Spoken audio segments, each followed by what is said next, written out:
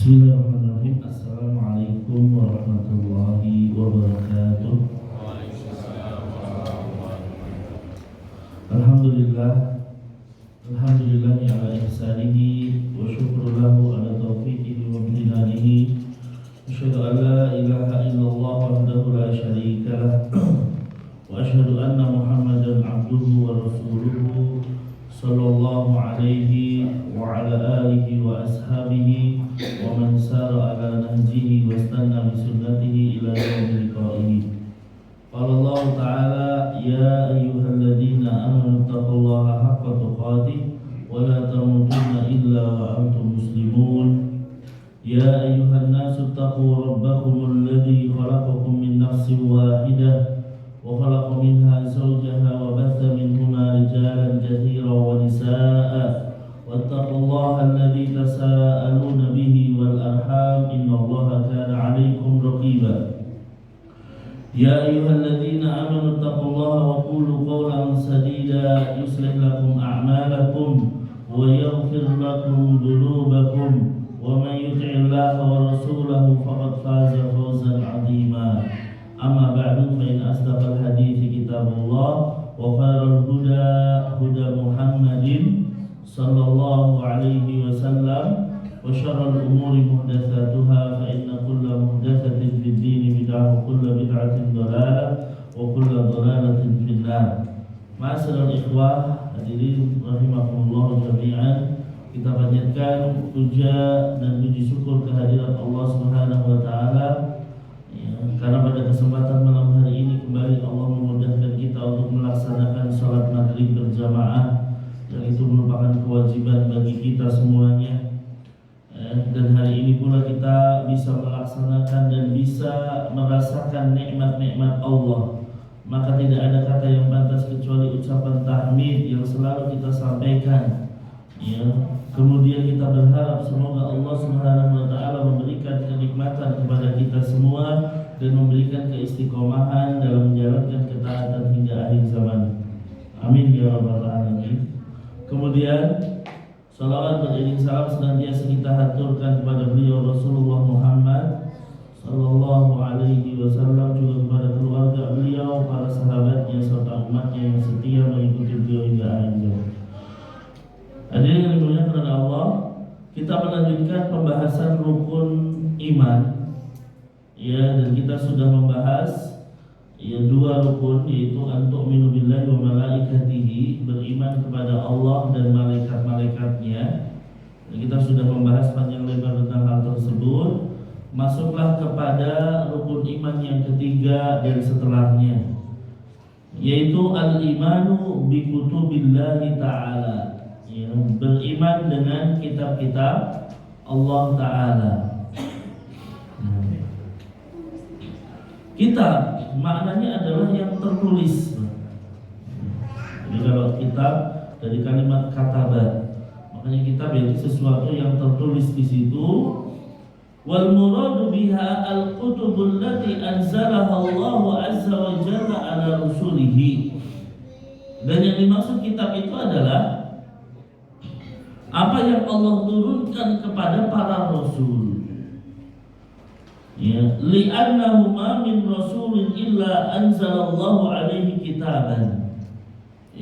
Karena tidaklah ada seorang rasul kecuali diturunkan kepadanya kitab.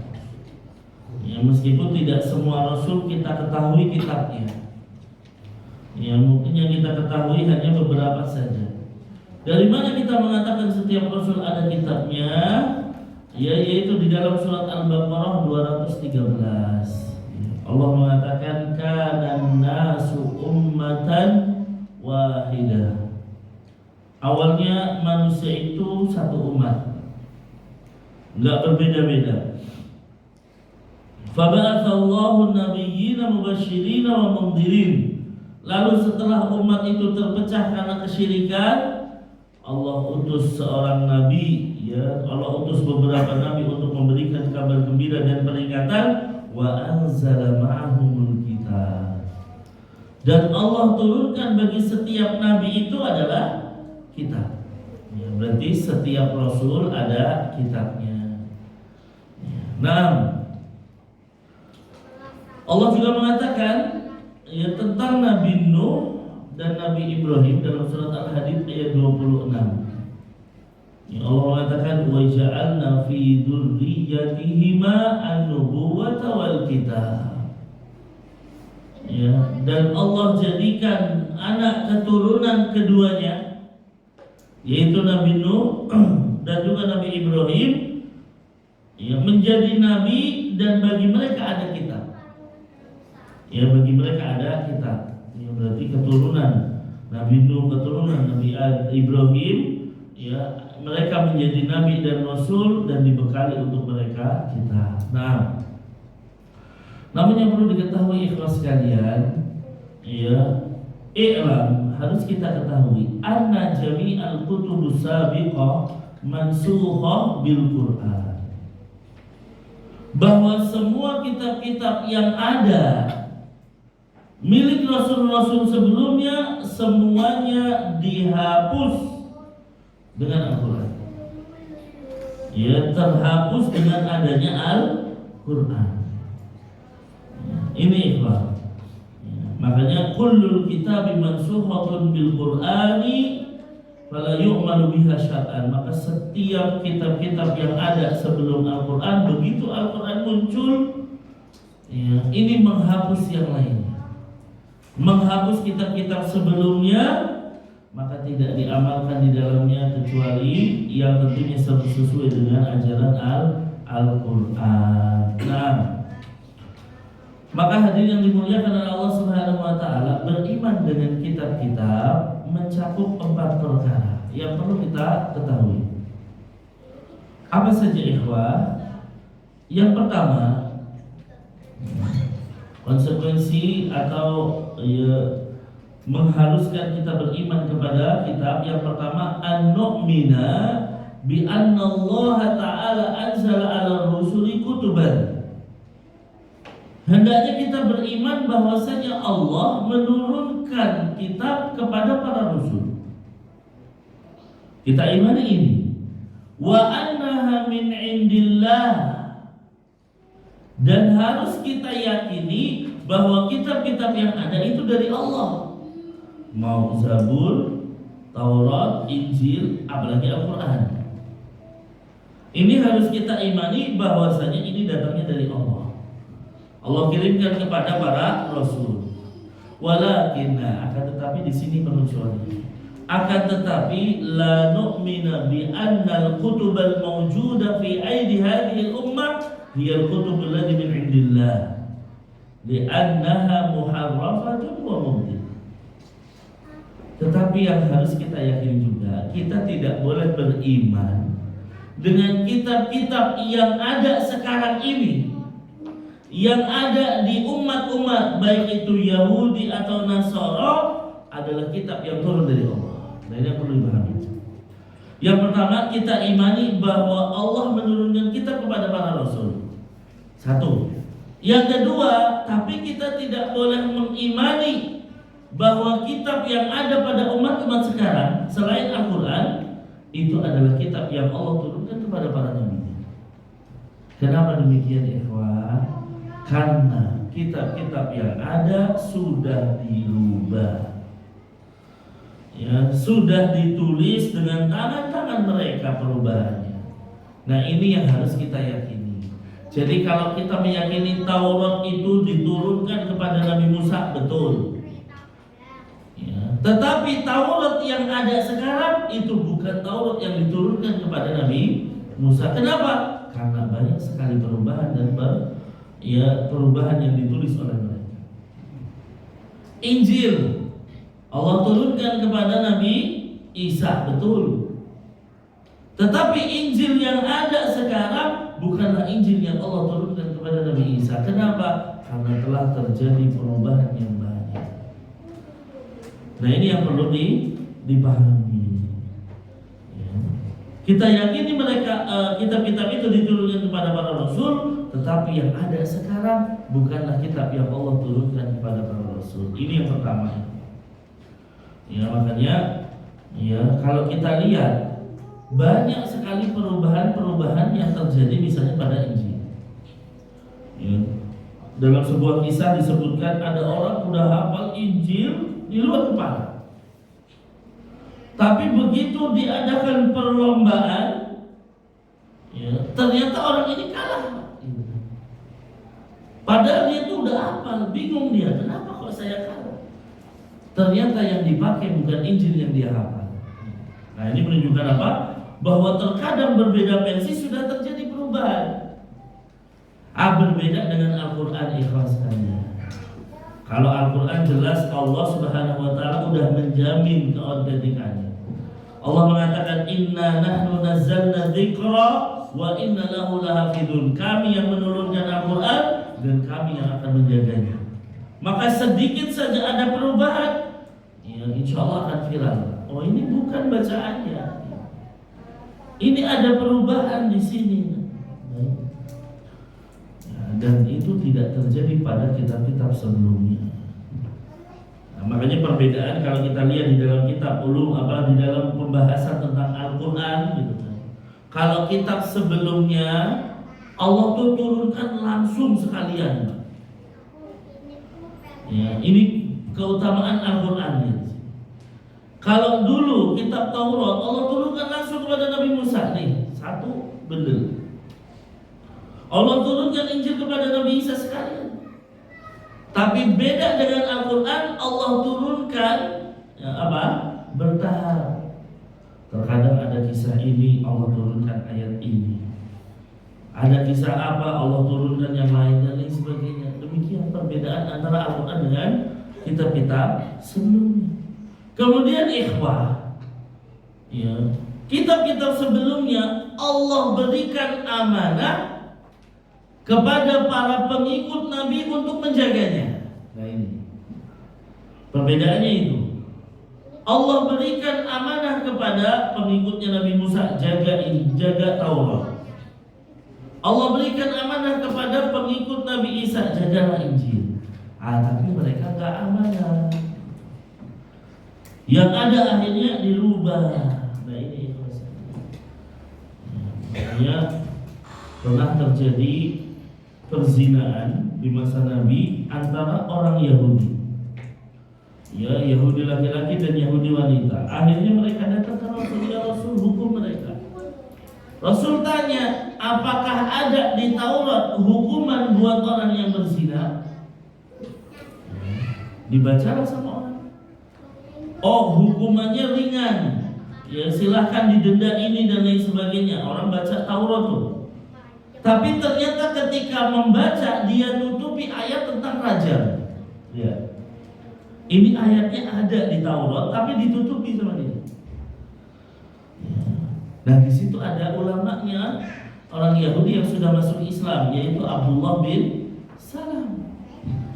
Ya Rasul, perintahkan orang itu untuk membaca yang dia tutupi dengan tangannya. Ternyata di dalam Taurat ada ayat rajam.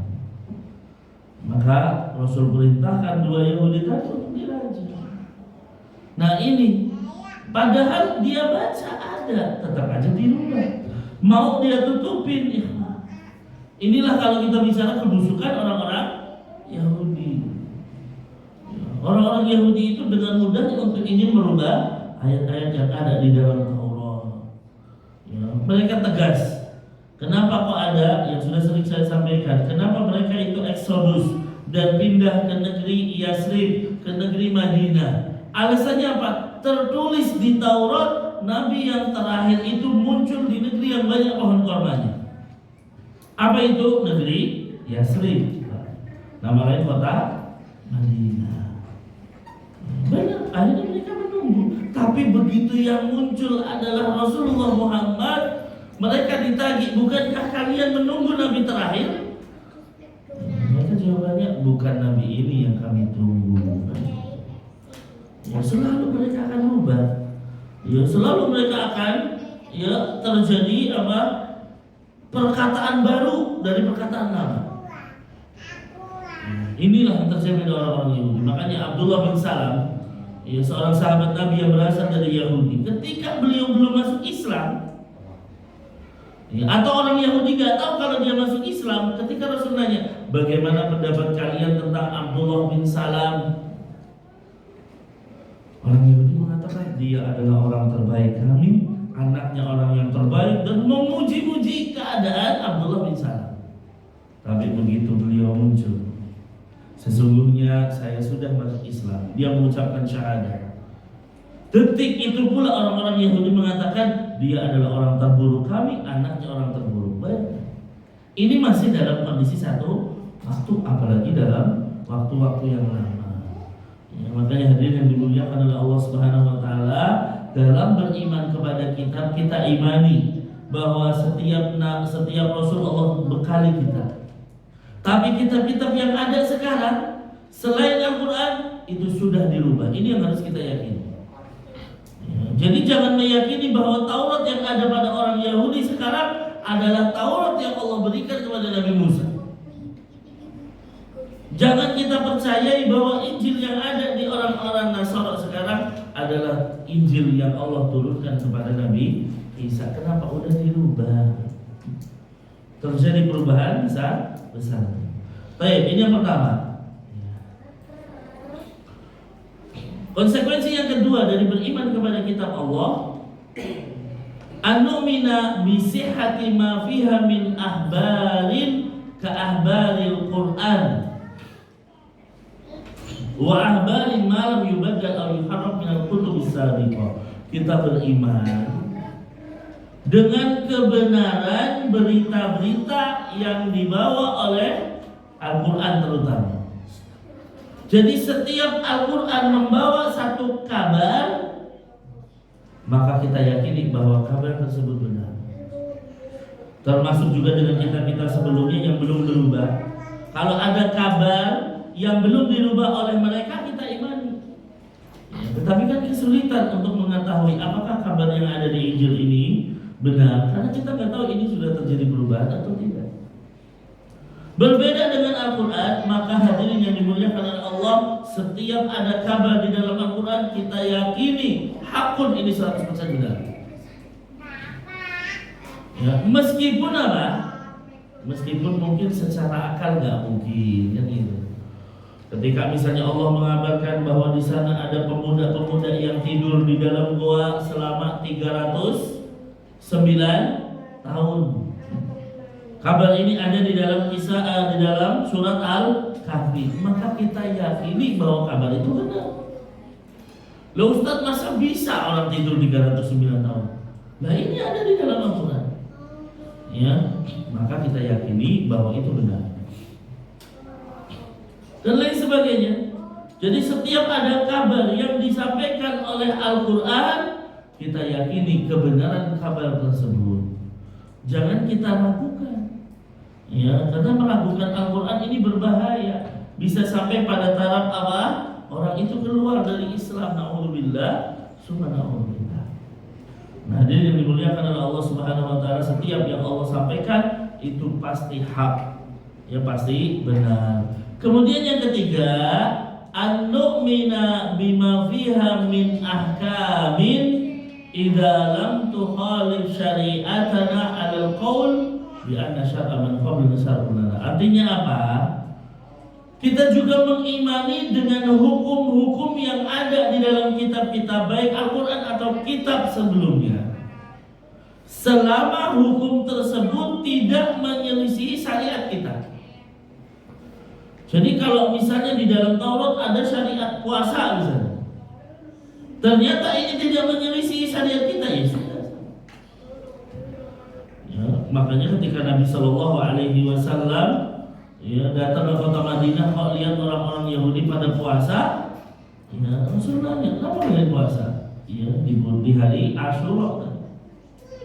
Ya, kata mereka karena pada hari ini ya Nabi Musa diselamatkan dari kejaran Fir'aun. Nah, maka kata Nabi, kita lebih berhak terhadap Nabi Musa dibandingkan kalian. Berarti apa? Syariat mereka tidak bertentangan dengan syariat kita, berarti kita imani. Tapi kalau ada syariat bertentangan dengan kita, ya kita tidak memakai syariat tersebut. Contoh, ya di dalam Taurat atau di dalam ajarannya Nabi Musa, cara taubatnya Bani Israel itu dengan apa? Cara taubatnya adalah dengan bunuh Ya, cara tobatnya Bani Israel apa? Faqtulu anfusakum. Ya, bunuhlah diri kalian. Tapi apakah ini berlaku dengan syariat kita? Oh, tidak bisa. Syariat ini bertentangan dengan syariat Islam, karena di dalam Islam haram hukumnya yang melakukan bunuh diri. Kondisi apapun tidak boleh melakukan bunuh diri. Ya, termasuk di dalamnya orang-orang melakukan bom bunuh diri misalnya. Ini jelas ya bukan bagian dari Islam. Ya, bukan bagian dari Islam. Kenapa? Karena di dalam syariat Islam jelas hukum bunuh diri adalah dosa besar dalam kondisi apapun. Ya, dalam kondisi apapun melakukan bunuh diri itu bukan bagian ajaran dari Islam. Makanya kalau dikatakan akal mana melakukan bom bunuh diri itu bagian dari Islam, dan silakan telah ya Al-Quran, hadis-hadis Nabi tidak ada yang mengatakan bom bunuh diri jihad. Apalagi kita lihat yang dibunuh ternyata orang kafir yang terikat perjanjian damai dengan kaum muslim. Ya, yang mana membunuh mereka itu dosa besar. Dia dosanya double, dosa bunuh diri, dosa membunuh orang kafir yang terikat perjanjian damai. Nabi mengatakan man qatala mu'ahadan, siapa yang membunuh orang kafir yang terikat perjanjian damai, dia tidak akan merasakan baunya surga, padahal baunya surga bisa dicium sejauh 40 tahun perjalanan. Nah, itu. Ya. Berarti apa? Tidak ada yang namanya membunuh diri. Apalagi yang dibunuh orang-orang kafir yang tidak boleh dibunuh oleh Rasulullah SAW. Ancamannya nggak masuk surga loh. Ancamannya nggak mencium baunya surga, mencium aja nggak, apalagi masuk surga loh. Maka ini, jadi sekali lagi kita imani kebenaran kabar yang diberitakan Al-Quran. Kita juga mengimani kebenaran kabar-kabar ya atau hukum-hukum yang ada di dalam kitab sebelumnya, kalau itu tidak menyelisih syariat kita. Kemudian yang keempat, an-nu'mina bima alimna min asma'iha. Konsekuensi yang keempat dari beriman kepada kitab adalah kita beriman ya dengan nama-nama yang disebutkan di dalam Al-Quran maupun hadis. Kalau ya, bahwa di sana ada Al-Quran, Allah turunkan kepada Rasulullah, di sana ada Taurat, Allah turunkan kepada Nabi Musa, di sana ada Injil, Nabi Isa, ada Zabur kepada Nabi Daud. Kemudian di sana juga Allah berikan kepada Nabi Ibrahim dan Nabi Musa lembaran-lembaran. Ya, suhuf namanya. Maka kita imani itu. Kita juga mengimani dengan kitab-kitab yang tidak disebutkan namanya. Kita nggak tahu. Ya, bisa jadi Nabi Nuh memiliki kitab sendiri tapi nggak disebutkan namanya dan lain sebagainya. Maka hadirin yang dimuliakan oleh Allah, kalau kita ketahui namanya ya kita imani. Ya, bahwa sesungguhnya Taurat diturunkan kepada Nabi Musa, kita imani itu. Ya. Jangan sampai seperti kembali lagi orang Yahudi. Mereka tahu bahwa Allah turunkan Taurat kepada Nabi Musa. Ya. Kemudian setelah itu Taurat hampir hilang, tidak ada yang menghafalnya.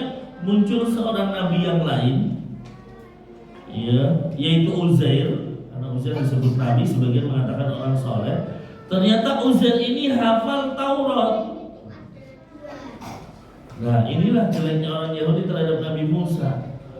Ya, mentang-mentang Uzair ini hafal Taurat, langsung dikatakan Uzairun ibnullah. Uzair itu anak Allah. Padahal kan Taurat itu diturunkan kepada Nabi Musa. Ya, tetapi malah yang dijadikan anak Allah adalah Uzair, meskipun kita tahu bahwa Allah tidak punya anak. Tetapi secara tidak langsung ini adalah penghinaan terhadap Nabi Musa alaihissalam. Ini memang yang terjadi pada orang-orang Yahudi. Naudzubillah. Ini yang ketiga, konsekuensi beriman kepada kitab Allah. Kemudian yang keempat, kita bicara rukun iman yang keempat, yaitu warusulihi, beriman dengan para rasul. Antu'mina birusulillahi azza wa jalla, yaitu beriman dengan Rasul-Rasul Allah Azza wa Jalla. Wal muradu birrusuli minal bashar, dan yang dimaksud dengan para rasul itu adalah dari manusia. Ya, artinya kita tidak berbicara di kalangan jin, mungkin ada para rasul. Ya, tapi kita bicara ya di dalam jenis kita para manusia. Ya. Nah, makanya hadirin yang dimuliakan oleh Allah Subhanahu wa taala, selama sejarah hidup manusia, Rasul itu adalah laki-laki. Gak pernah itu Allah mengirim Rasul wanita. Tidak ada Nabi itu seorang wanita. Sebagaimana kalau kita bicara bahwa ketika malaikat menjelma manusia, ya, di dalam riwayat-riwayat Nabi tidak pernah ada pun seorang atau satu riwayat yang mengatakan bahwa misalnya malaikat berubah menjadi wanita, tidak. Ya, yang ada malaikat selalu berubah menjadi laki-laki.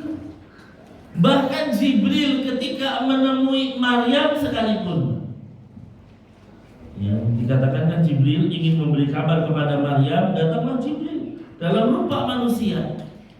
Tapi Jibril tidak berubah menjadi perempuan.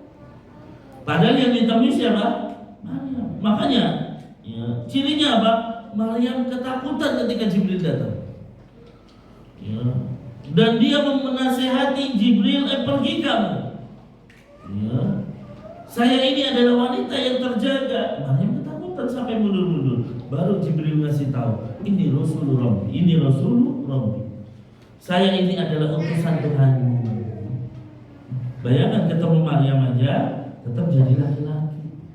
Ya, makanya ketika ada ya, seseorang wanita bernama Lia Aminuddin mengaku dia jelmaan malaikat Jibril, ya kita sanksi ya. Jelas tidak mungkin, karena apa? Jibril sendiri ketemu Maryam tetap laki-laki. Nah, sebagaimana juga para nabi dan rasul, tidak pernah dalam sejarah ada yang namanya nabi perempuan. Adanya nabi palsu, betul.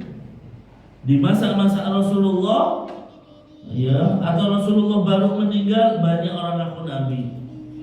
Di antaranya ada seorang wanita yang mengaku menjadi seorang nabi, tentunya ditolak. Baik. Nah ini, maka kita beriman dengan para rasul, ya, dan tentunya rasul itu adalah nabi, tapi tidak setiap nabi adalah rasul. Ya, ini yang harus dipahami.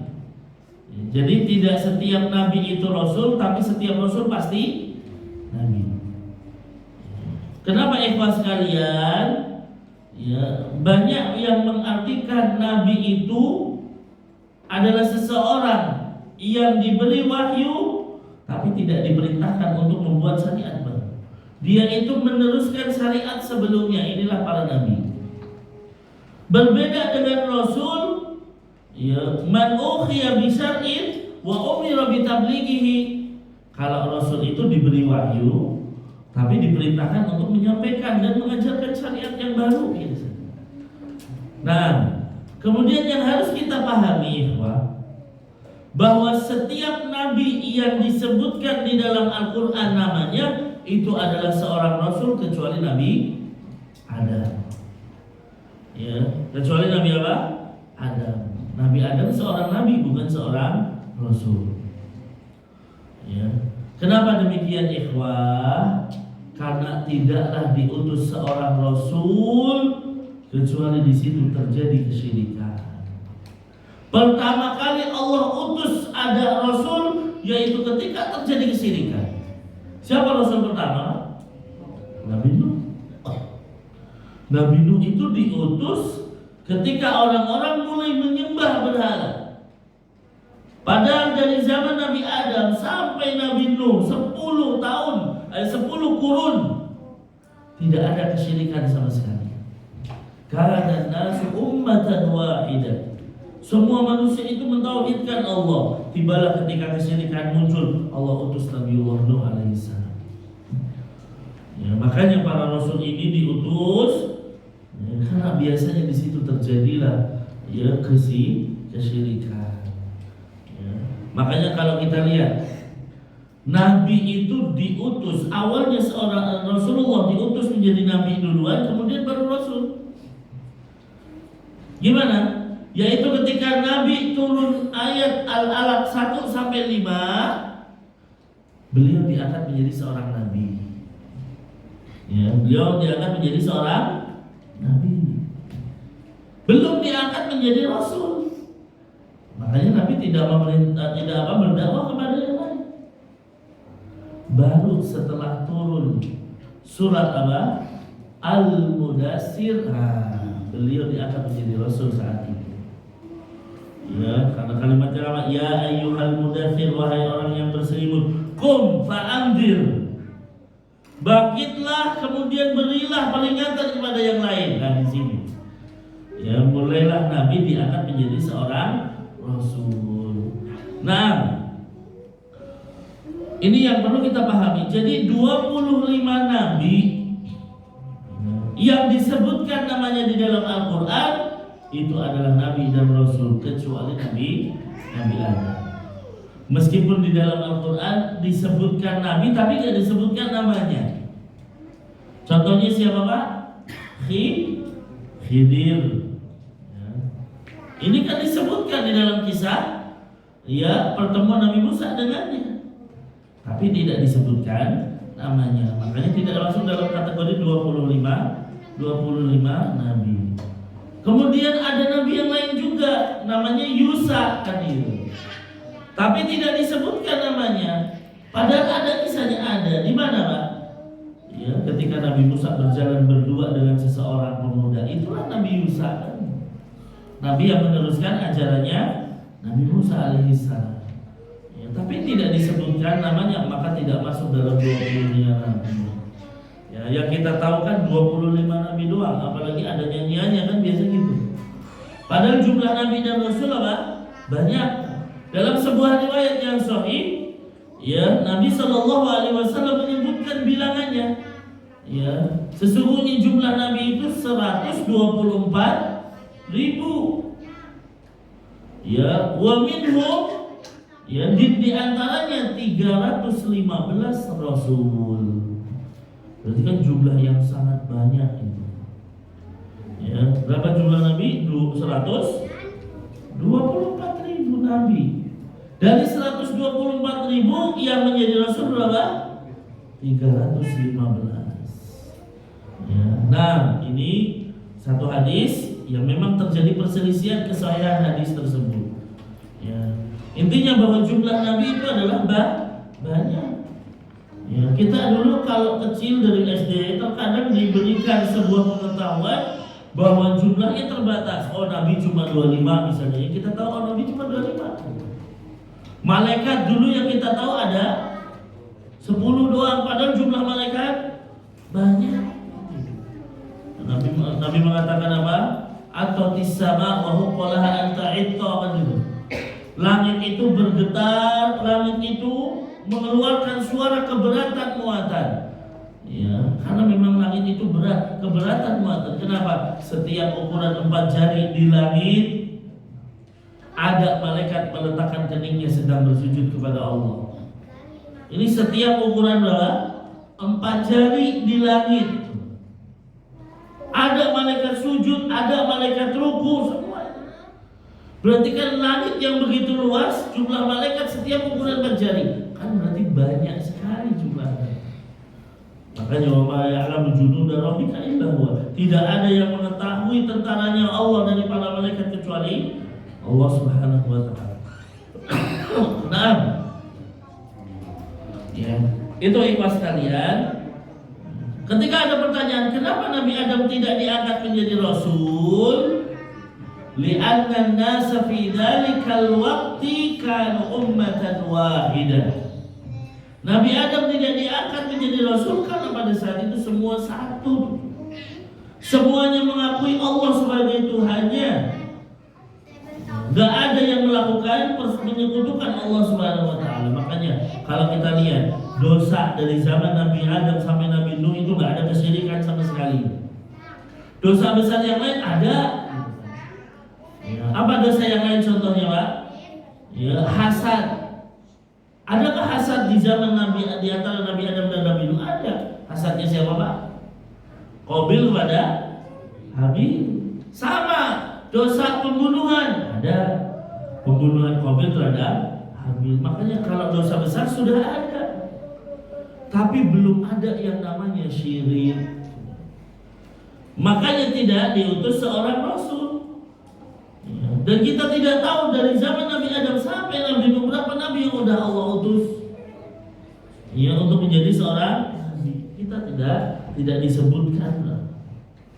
Ya, tapi begitu kesyirikan ya, yang mungkin sudah sering kita dengar, awal mula kesyirikan mereka apa? Ya, orang-orang soleh itu meninggal. Kemudian datang setan memanfaatkan kesempatan ini dengan membisikkan apa? Buatlah patung. Dibuat patung gitu, Pak. Ya, tapi tidak disembah. Patung ini ditaruh dengan tujuan apa? Orang kalau melihat patung ini semangat ibadahnya. Oh, dulu ini orang-orang soleh, maka saya semangat ibadahnya. Walam yu'bad, dan tidak disembah. Sampai satu generasi hilang. Ya. Kemudian apa, orang-orang udah pada hilang semua, datang lagi iblis, datang lagi setan menyuarakan, dulu nenek moyang kalian nyembah ini patung. Kok kalian gak melakukannya? Nah ini, maka kalimatnya nenek moyang kalian.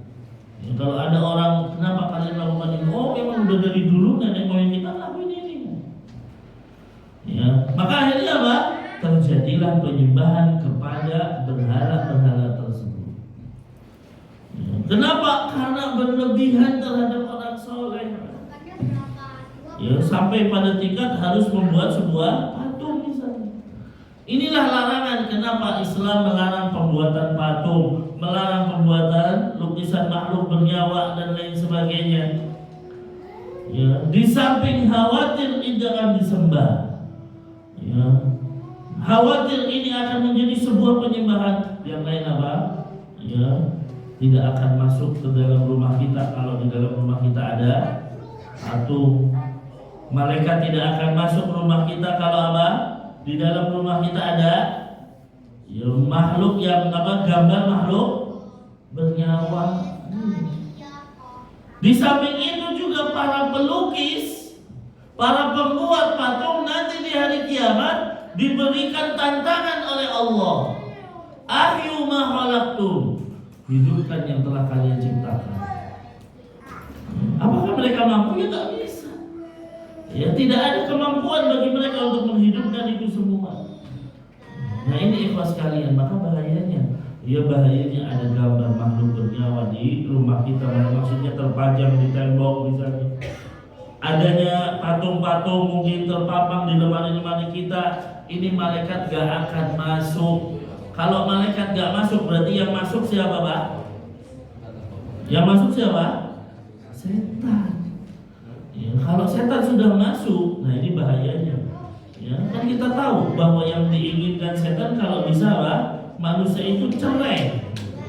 Maka segala cara meskipun perkara sepele dijadikan besar supaya terjadi pertengkaran antara suami istri. Kenapa nggak ada malaikat rahmat di rumah itu? Ya, nah ini harus diperhatikan. Maka akhirnya Allah utuslah Nabiullah Nuh alaihissalam. Ya, menandai dakwahnya yang panjang. Sebanyak apa? Beliau hanya berdakwah saja, ikhwan. Dakwahnya saja 950 tahun. Ini cuma dakwahnya.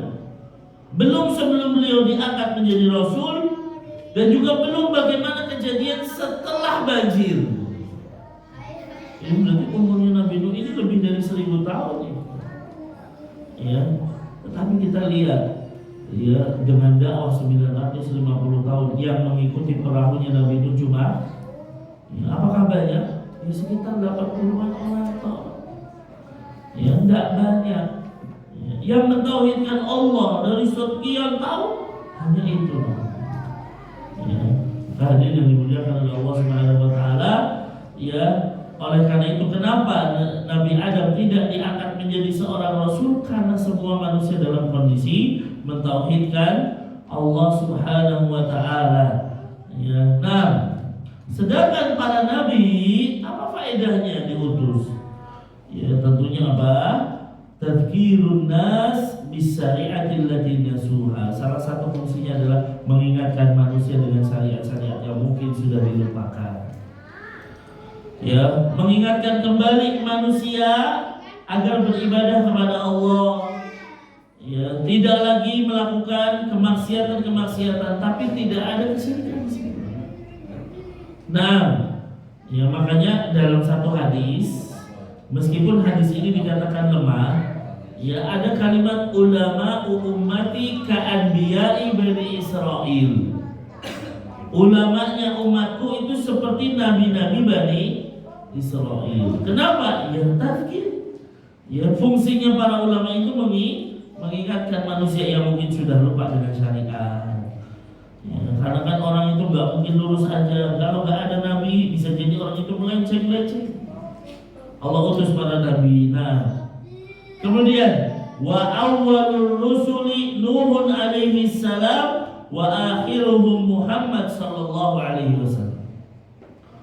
Rasul yang pertama adalah Nabiullah Nuh dan yang terakhir adalah Nabi Muhammad. Kemudian di sini Syekh Muhammad Ibn Shalih Al-Utsaimin mengkritisi. Ya, sudah ada Nisa? Monggo silakan adzan terlebih dahulu.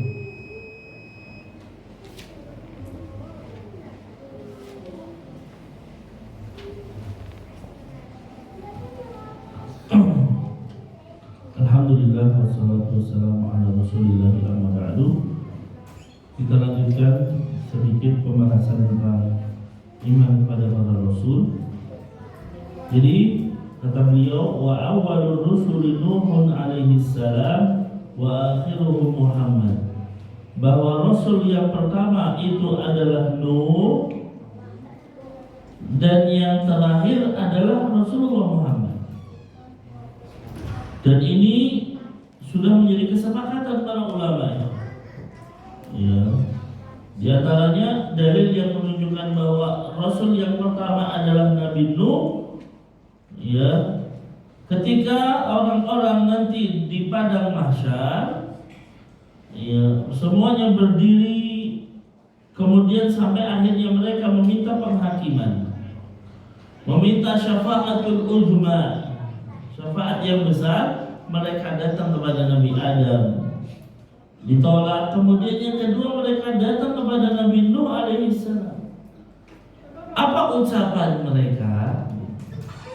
Orang-orang ini berkata kepada Nabiullah Nuh, ya Nuh, anta awwalur rusul. Ucapan mereka kepada Nabi Nuh, wahai Nuh, engkau itu adalah Rasul yang pertama. Nah, ini dalil bahwasanya Nuh itu adalah Rasul yang pertama. Di samping dikuatkan dengan surat An-Nisa ayat 163.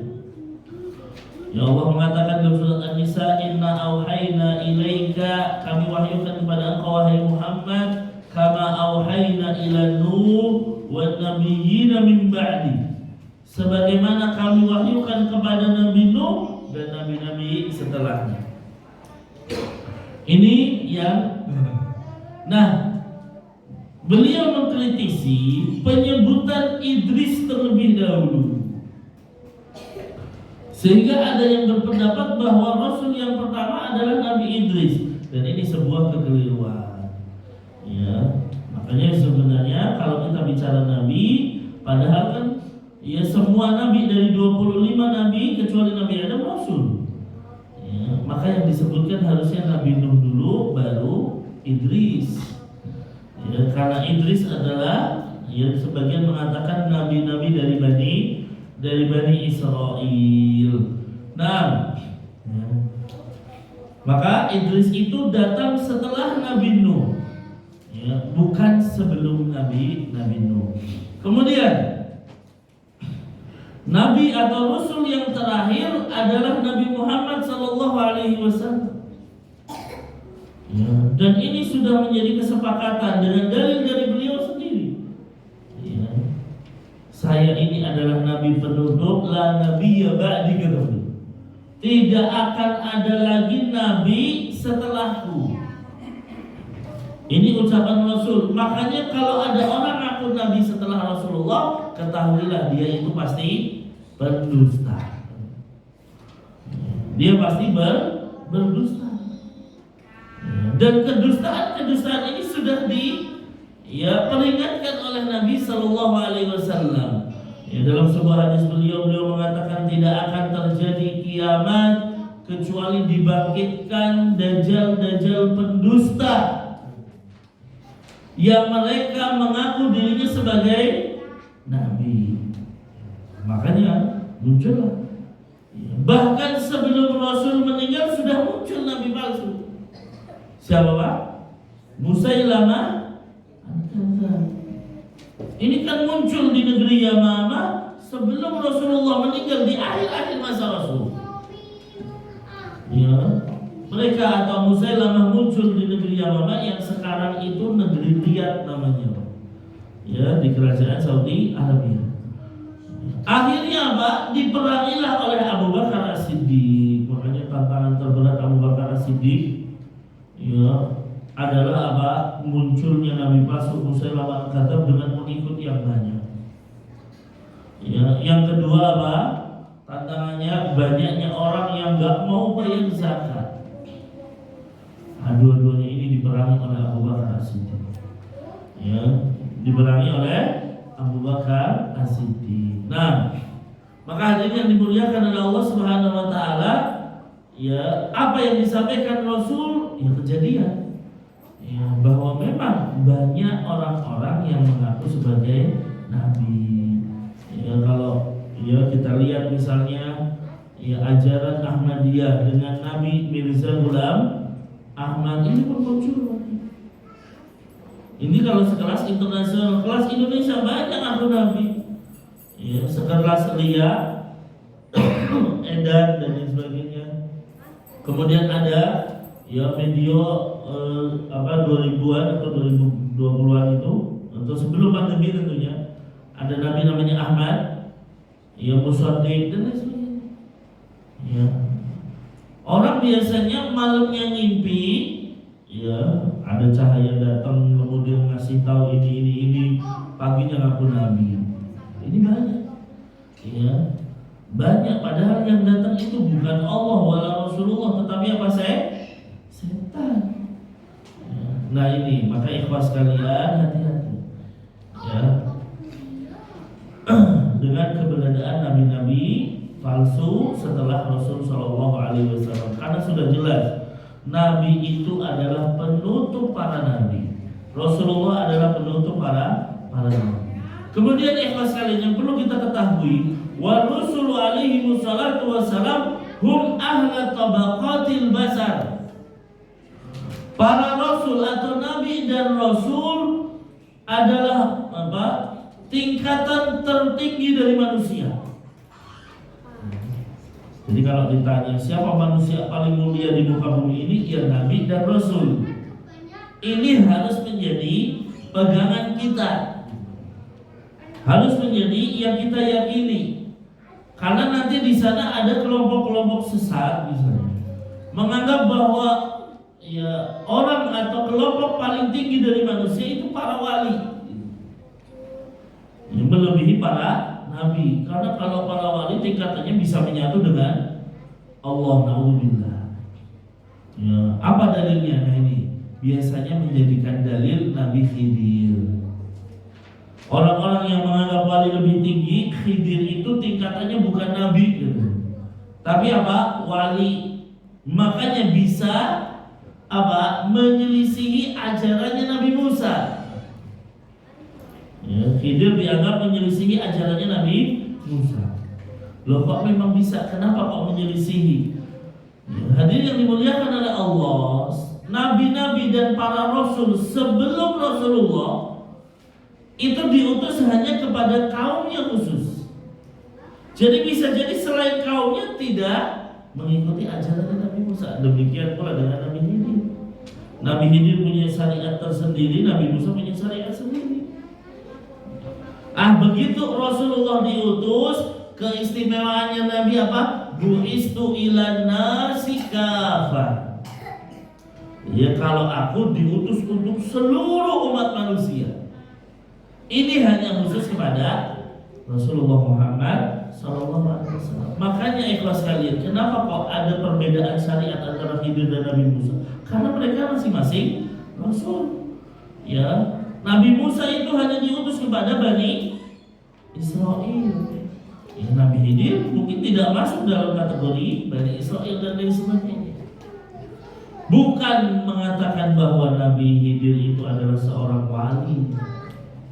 Ya, kesepakatan para ulama, Khidir itu adalah nabi. Nah, ini juga yang perlu kita pahami.